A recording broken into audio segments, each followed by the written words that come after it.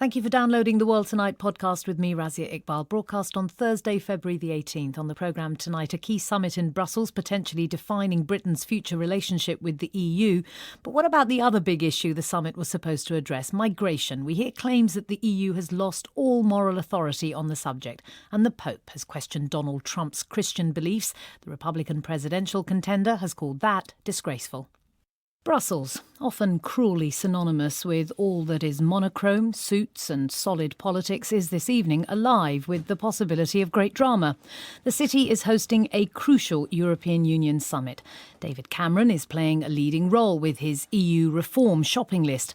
It is, of course, hugely important, and the potential outcome of Brexit, the UK leaving the EU, could shift the very foundation of the Union. We'll find out in just a moment if there's any real news coming out of Brussels on the progress or not being made by Mr Cameron. But also on the agenda in Brussels is the critical issue of migration. It's arguable that as a challenge to the fundamentals of the values and structures of the EU, the crisis posed by the sheer numbers of people on the move in Europe is greater and more profound than any outcome over British demands for reform. So in just a moment, we're going to look at migration. But let's cross over to Brussels now and talk to our correspondent, Chris Morris. So, Chris, what is it that we actually know that has happened? Do we have any news at all?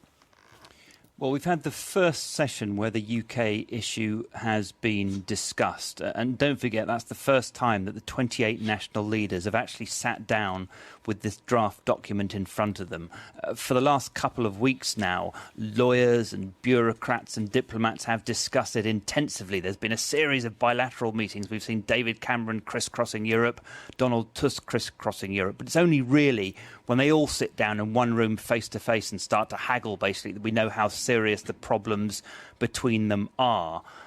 We know a deal is still in sight, but we also know that there have been outstanding problems from the start surrounding welfare benefits, surrounding the role of countries inside and outside the Eurozone, surrounding the definition of ever closer union. It would appear this evening so far that very little has happened to narrow any of those gaps. Both officials from both the UK and from the EU institutions have expressed disappointment that not more progress was made during that first session. So they're discussing the migration issue you talked about right now over dinner. Then they're going to have to come back to the UK issue late this evening into the early hours, and then probably pick it up again after breakfast in the morning. OK, so early suggestions that little progress has been made. Any suggestion at all that the talks could fail? There's an enormous groundswell of opinion that they shouldn't, not least because, in the words of one official, if we can't solve it now, we're never going to solve it. Other countries want to get the British issue out of the way so they can focus on migration, on the economy and other things. There is an undercurrent, I think, of irritation with David Cameron that he had to force this issue onto the agenda right at the time when many European leaders feel they're facing enough crises to start with. So that, I think, is something which is really pushing towards a deal, as is David Cameron's own preferred timetable for a referendum in June. Nevertheless, these are complex legal issues. If this is to be an agreement which all leaders say would be binding in international law, then lawyers need to comb over every comma, every full stop. It may well be that the Prime Minister's critics at home say this is nothing. It's very, very little in this agreement. There's some truth in that. It certainly isn't a fundamental renegotiation of Britain's relationship with the European Union. Nevertheless, it does make changes. It makes changes to the relationship between different countries. It potentially opens the way for changes in legislation. And when that happens, David Cameron may say he's battling for Britain, but we must never forget that 27 other leaders are battling for their country as well. Chris Morris joining us live from Brussels. Well, as we heard from Chris, they have moved away from those British plans for reform, and are now talking about migration. It's an issue which has exposed deep divides within the EU. Today, the UN Special Rapporteur on the human rights of migrants, Canadian Professor François Crépeau, has issued a withering assessment of the debate in Europe about migration. He says a scary new normal in which the fear of migrants is exploited for electoral purposes has led to migrants becoming fair game for all types of verbal or physical abuse. I spoke to him a little earlier. My concern is that the European Union and its member state, and it's mostly member state driven, is going down the way of more and more restrictive policies towards migration. I think it is both inefficient and counterproductive. It is inefficient because there are push and pull factors for this migration. The push factors are quite, self-evident. The war in Syria, the fact that these refugees, for example, Syrian refugees in the Middle East, cannot imagine a future for themselves and their children, considering the constraints they're under in Turkey, Lebanon, and Jordan. And other migrants who are coming from elsewhere are barely surviving in their own country and need to come to find jobs. And Europe has jobs in the legal labor market, but also has jobs in vast underground labor markets in many sectors of the economy, such as agriculture, construction. When you talk about increasing restrictive practices, how do you account for that? Why do you think politicians in Europe are going in that direction? All previous human rights struggles, if we think about industrial workers, women, detainees, Aboriginals in my country, gays and lesbians, have been about equal citizenship. It's not going to happen for migrants. Migrants don't vote. Migrants don't count politically. And so we have now this human rights struggle where politicians have absolutely no electoral incentive to do anything about these migrants, because politicians are driven by electoral incentive. They listen to the electorate and they try to please the electorate. That's how they win elections. And in this case, migrants don't vote. Migrants can't punish or reward any politician. And they're not participating in the public debate either.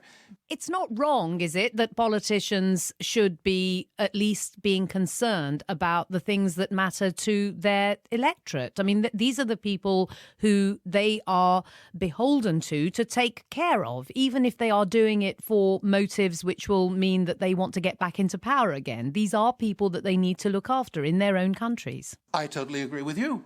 The problem we have is that, try to imagine a policy about women that would be made by a committee of men nowadays. It would be decried as absolutely ridiculous. Unfortunately, migration policies are made by citizens who very often have no idea what it is to be a migrant. And therefore, migrants are not bringing to the public debate on migration the reality check of their experience. Do you feel fundamentally that this is a moral issue, that there is somehow a breaking down of morality in the way in which we are viewing the whole crisis that's posed by migration? Well, there is an issue of morality, and I think that the fact that in many countries the churches and mosques and synagogues have supported the migrants show that there are moral issues to this issue. But I think it is more a breakdown of a political system. Long-term residents should be able to vote because they pay taxes and they obey the law, and they should have a say in how their taxes are spent and how the law is created that applies to them. And we know this old saying of the American Revolution, no taxation without representation. Well, our countries have a huge proportion of their population. In Switzerland, it's 24%, where they pay taxes and they obey the law, but they have no say in how the law is made and how the taxes are spent. The crisis that's been prompted by the sheer numbers of migrants who are travelling across Europe has also done something else. It's shifted the language and the way in which we speak about what are essentially other human beings. I wonder if you can just say what you think about what's happened with the way in which we talk about migrants. We are using a language of indistinguishable mass that has no individualized personality. And therefore, we are blurring the individualities. And the whole of the human rights discourse, or the human rights doctrine for the past 60 years is about individualizing. Our electoral democracies do not know how to represent the foreigner, and we'll have to find a solution to this dilemma. That was François Crépeau, the UN Special Rapporteur on the human rights of migrants. Well, let's talk some more about this issue with three people. Sylvie Goulard is a French MEP who sits on the European Parliament's Economic and Monetary Affairs Committee. She's on the line from Switzerland. Charles Grant, Director of the broadly pro-EU Centre for European Reform, and Quentin Peel, who was Brussels correspondent for the Financial Times and is now a fellow at Chatham House, both here in the studio with me. Welcome to you all. Let me start with you, Quentin Peel and Charles Grant. Do you feel that the Brexit issue is overshadowing the Council? Because the migration issue clearly has challenged the European Union in so many different ways. Well, I think what your correspondent said earlier, that there is a real issue here for David Cameron, that there's an irritation among a lot of the other member states for whom the migration issue is of absolutely paramount domestic importance and importance to the future of the European Union. And therefore, the problem for them is that this British negotiation is an irritant and something relatively minor. And OK, it may work to David Cameron's benefit that they just want to get it over and done with, but actually they think there are much more important things to be done.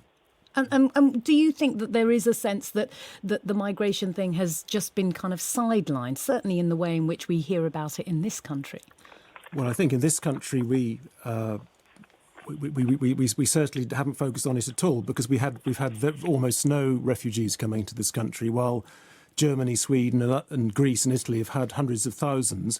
But there is, of course, a connection between the two issues of the refugee crisis and the British decision on whether it leaves the EU or not, because those who would like Britain to leave the EU are conflating the two issues of refugees and EU migration. So we have people saying if you have all these Syrians marching into Germany, they'll get German passports in a couple of years, then they'll come and live in Britain. In fact, that's not true, of course, because it takes at least 8 years minimum to get a German passport if you're a refugee, and even then it's still incredibly hard.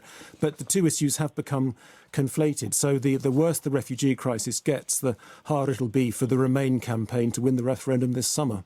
And Sylvie Goulard joining us from Switzerland. What's your view of the prominence of migration in the context of what we hear so much about, certainly in the UK, of the UK's reform plans? Well, I share the views expressed by Quentin that it is obviously at the top of the agenda for countries like Germany, Sweden, Italy, Greece, and with all my respect for the internal debate in the UK, for many member states, it's most important to deal with the human issue. In Germany, 1 million people joined last year, then solve some problems in the relationship of one member state and the rest of the EU. Charles Grant, the part of this agenda in Brussels was meant to be Angela Merkel speaking with the Turkish Prime Minister Ahmet Davutoglu, who isn't present in Brussels because of what happened in Ankara yesterday, the bomb attack in Ankara. I wonder whether we have to now accept that the European Union has to talk about this because they've actually failed to have a concerted policy on migration. Well, I think most governments agree on what needs to happen to solve the refugee crisis. The trouble is most of the steps that have to be taken will take at least 2 years to implement. And in the meantime, the EU will, or the Schengen countries, will suspend border control. They'll put back border controls, suspend free movement on many of their borders. The Turkish thing you mentioned is a crucial element in what needs to happen. I mean, Mrs. Merkel has led the EU into a deal of realpolitik with the Turks, saying, if you cut the flows of refugees coming into Greece, we will give you money, we'll take people out of camps, refugee camps, we'll give you visa-free access, and so on. And I think that bargain, which may or may not come about, is an essential element to reducing the flow of refugees, and which, together with a strengthened external border, which has to happen, would allow the Schengen countries to trust each other. And if they don't trust each other, they will simply not ever put Schengen back in place. The border controls will remain up, as they are already on some borders in the EU. So by Schengen, we should probably just explain the passport-free zone. So what do you think, Quentin? Do you sense that there will be some specific proposals that might emerge, given that it has been something that has challenged the European Union for many months since the summer? I don't think it's going to happen at this summit, partly because of the British agenda. Angela Merkel was warning in her own parliament yesterday that she didn't expect a deal Clearly, there are many aspects to the deal. It's reinforcing the external borders. It's producing much more efficient and organised system of processing these migrants so that people don't sit for weeks or months just waiting to know if they're going to be allowed asylum or not. And in that way, to take the pressure off all the internal borders.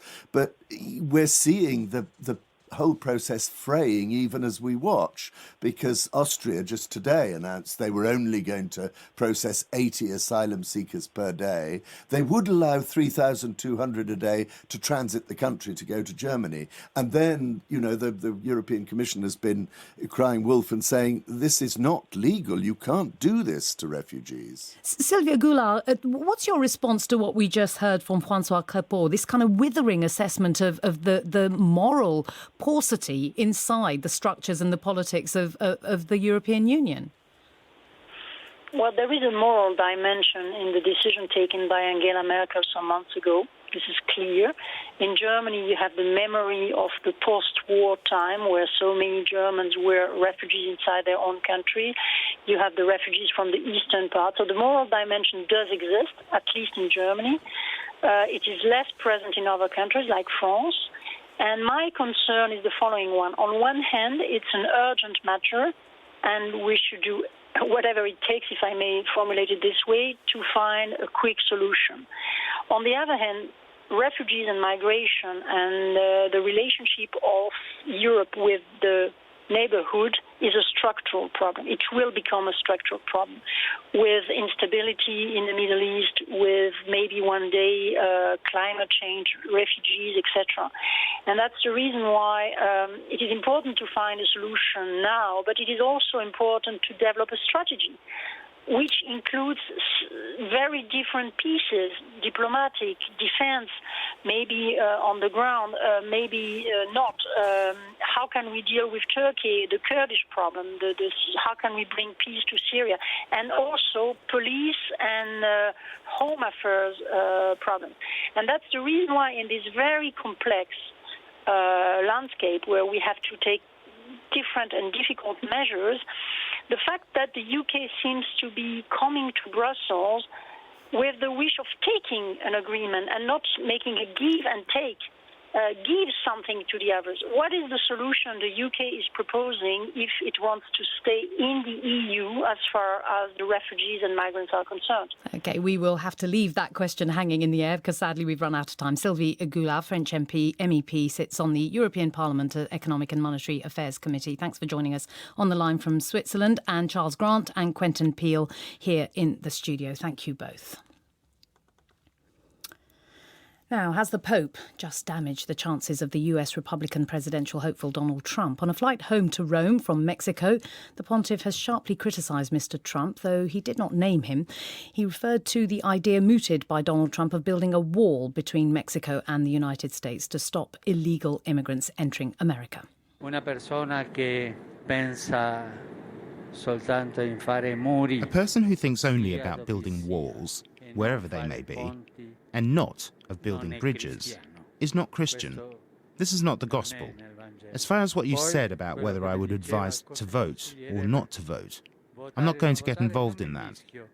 I say only that this man is not Christian if he has said things like that. We must see if he has said things in that way, and I will give him the benefit of the doubt. The words of the Pope. The response from Mr. Trump was swift. He called the remarks disgraceful and said if and when the Vatican was attacked by the so-called Islamic State group, the Pope would wish and pray that Donald Trump was president. For a religious leader to question a person's faith is disgraceful. I'm proud to be a Christian, and as president, I will not allow Christianity to be consistently attacked and weakened, unlike what is happening now with our current president. Donald Trump. Well, joining me live from Washington is Emma Green, managing editor of The Atlantic. What do you make of this? Do you think it's going to damage Donald Trump?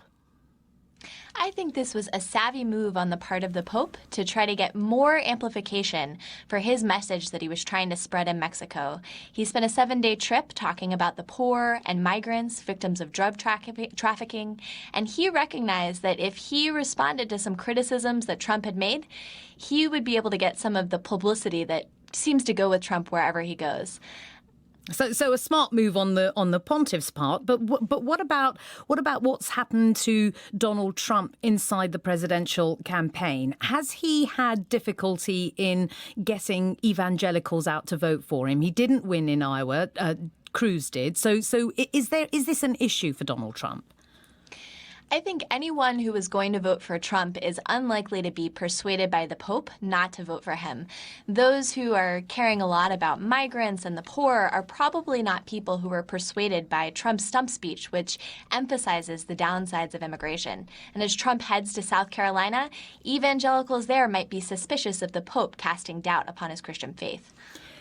The whole idea of religion in US politics is it's like a sort of fault line that goes through any presidential campaign. There's a kind of sense that you have to prove that you are devout. And where does Donald Trump sit in that fault line?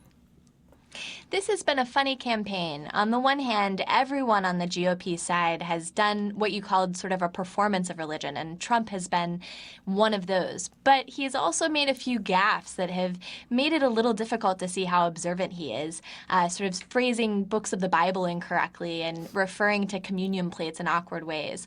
On the other hand, he's gotten endorsements from prominent evangelicals like Jerry Falwell Jr. So there have been sort of splits on either side for Donald Trump. Do you see this as just sort of another a little blip in Donald Trump's kind of evolution as a potential president, that he just is really clever at playing with the media? His people tweeted immediately after this that the Pope had said things. So, I mean, what do you make of the way in which he's responding to this, as bullish as ever? I think in the same way that the Pope is playing off Donald Trump to further his message, Donald Trump is playing off the Pope to talk about his key platform party principles, and that's an opposition to immigration and wanting to affirm the fact that he does have a Christian identity. I think, if anything, this will probably make people who wanted to vote for Donald Trump already even more persuaded that he's probably their guy. Emma Green, managing editor of The Atlantic, thank you for joining us live from Washington. The headline so far on The World Tonight: Downing Street sources say no real progress was made during the first session at the European Union summit dedicated to David Cameron's proposals for changes to Britain's membership. Talks on the issue are to resume in the morning. And as we've been hearing, the Pope has suggested that the anti-immigration views of the Republican presidential frontrunner in the US, Donald Trump, are not Christian. Now, we know that among the greatest of push factors in the migration crisis in Europe is what's happening in Syria.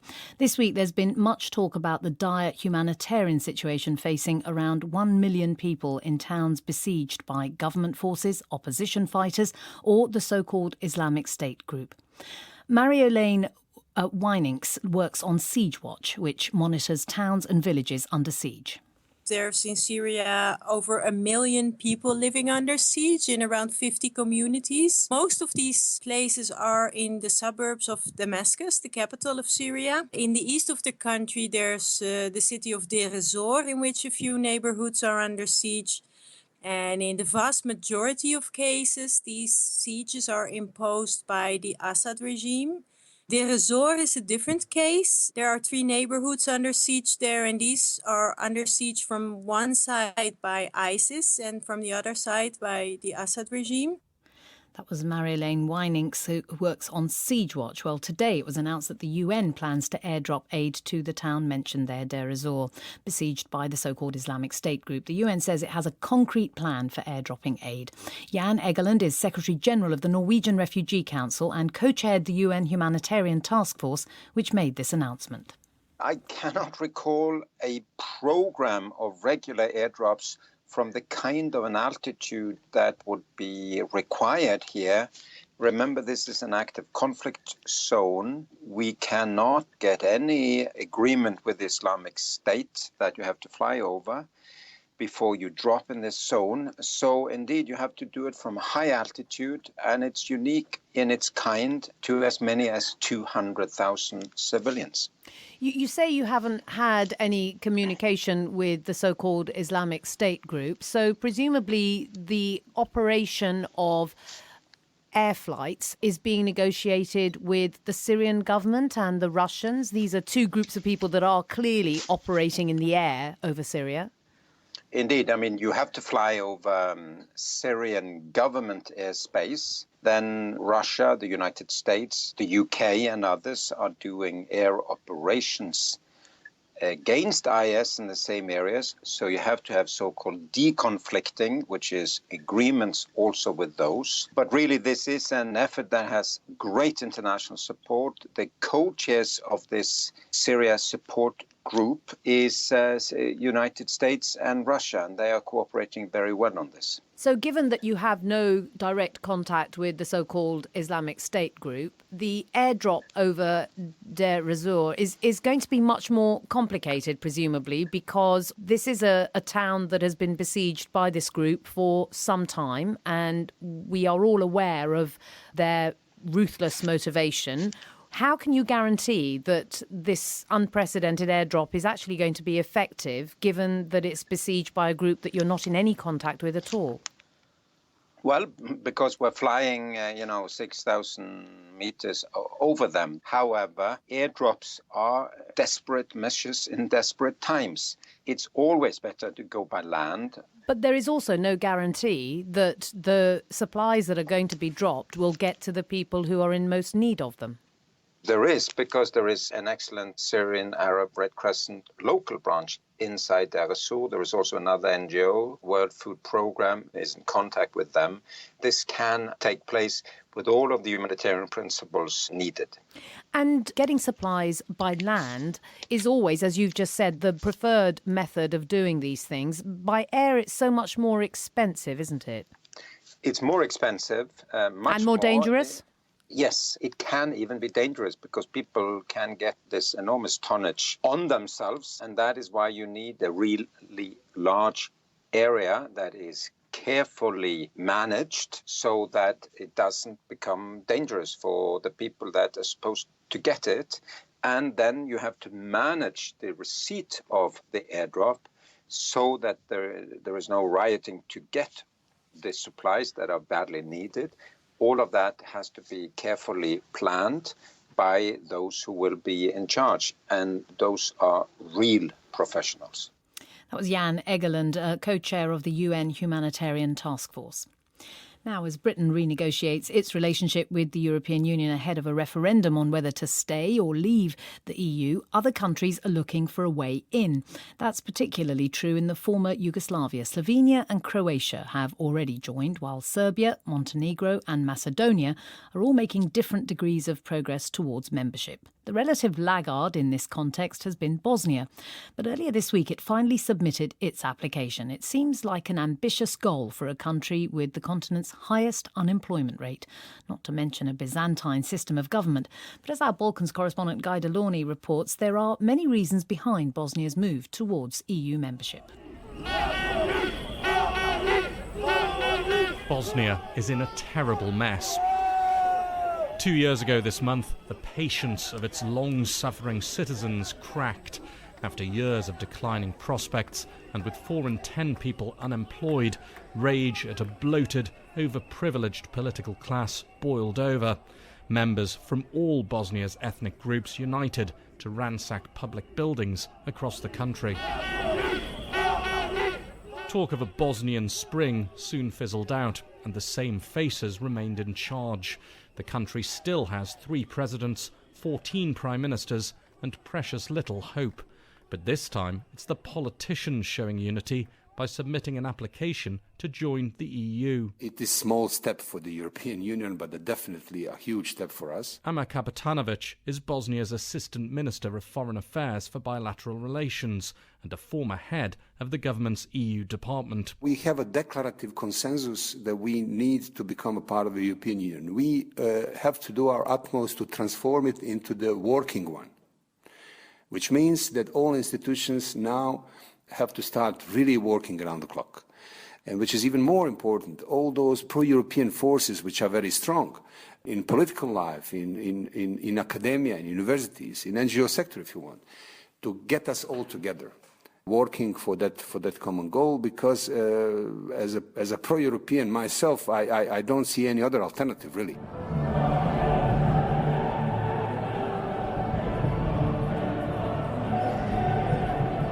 Bosnia's neighbour, Croatia, was the most recent country to hear the EU anthem heralding its accession.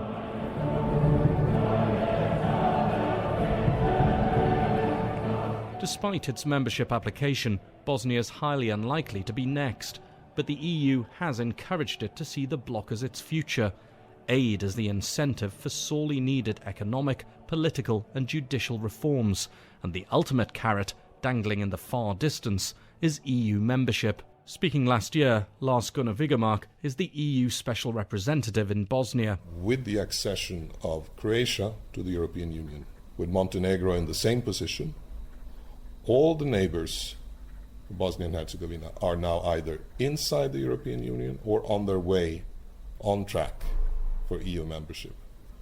So it would be quite unnatural if this country remains outside of that group. In fact, I think all of former Yugoslavia should join the European Union. But none of those countries are lumbered with the legacy of the Dayton Peace Agreement, a state split into two ethnic entities which all but guarantees ongoing patronage and corruption.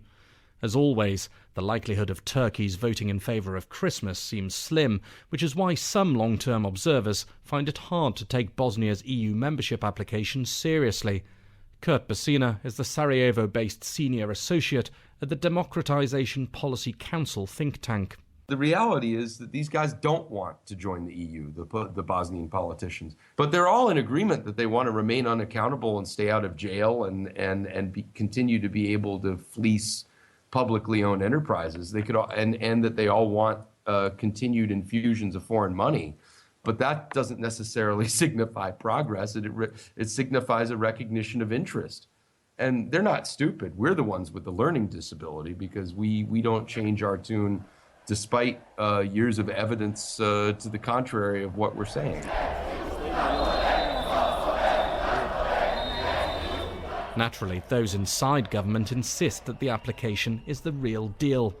Osman Topčagić is Bosnia's former ambassador to the EU. He says the move is a direct result of the unrest of 2 years ago, an example of national and international powers listening to the people. People came out to the streets asking exactly for more jobs, for more economic improvement, for improvement in social situation in the country. This process means reforms. We are gradually taking over European principles, standards, legislation, but also we are building country based on rule of law, with good governance, with decent economy, economic stability, and we want to, when time comes, take our seat at the table in Brussels. That could be a long way off, certainly not this decade, and sensible punters would probably refuse odds on it happening next decade either. But while the EU might take years just approving Bosnia's candidacy, perhaps those in Brussels are also gaining reassurance. For some countries at least, their bloc still retains the aura of utopia. Guy Delaunay reporting from Bosnia. Students at the Royal College of Art have designed a coat for refugees, which can also be turned into a sleeping bag or a tent. It's called the Wearable Habitation Coat and will cost less than £100 to make and would probably sell for about £30. Two of the students, Gabrielle Giaja and Sophie J, came in to explain the idea with a sample on hand. We were given a brief to design a wearable shelter for the situation that we're all facing right now with the war in Syria. And so it would be a sort of a small dwelling that would accommodate an adult and a child. And you were thinking what? You were working together as a team, and what sorts of things, ideas were you throwing around? We wanted to be able to wear the lightest coat as possible with the minimum of structure and convert a garment into a tent. So you've brought the coat in, and let's just have a quick look at it. It's a white garment that looks in the shape of a cape, I suppose. But let's talk about the fabric first, because it's not like anything I've seen before. Tell me what this is. So the fabric is called Tyvek. So it's a really lightweight material. It's like paper, basically. And it's really breathable. Water can't penetrate at all. And so it You would say it's protect light you from- paper, but it's very strong. Yeah, it's very strong. Yeah, you cannot rip it at all. It's used like in protection for airplanes and stuff like that. We basically wanted this garment to be something that you're going to be wearing over your clothes, so it needs to be really as if it wasn't there. Okay, I'm wearing clothes. I'm going to put this on.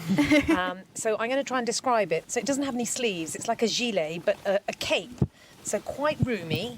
And also, it's got double layers to it. So just describe, there are lots of pockets on the inside. What can this do? We figured out that identity was a big issue while traveling. Like, people want to remain anonymous. So that is why you were going to have all your personal belonging in the inner layer so that it's hidden from the outside.